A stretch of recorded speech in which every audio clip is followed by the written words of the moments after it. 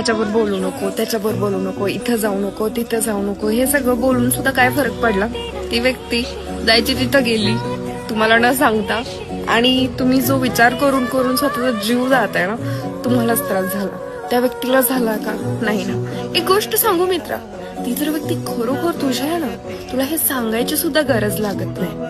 ती जर व्यक्ती तुला मनाने खरोखरच मानत असेल ना, न सांगताही ह्या गोष्टी फ्रीमध्ये होत असतात. पण काय ना, आपण विश्वास ठेवून खुळे बनतो आणि ते आपल्याला मूर्ख समजून त्यांच्या आयुष्यामध्ये मजा करत असतात. पण एक गोष्ट ध्यानात ठेव, तू रडलेल्या अश्रूंची किंमत आहे का त्या व्यक्तीला? जर असेल तर विचार कर, आणि नसल तर विषय सोडून दे.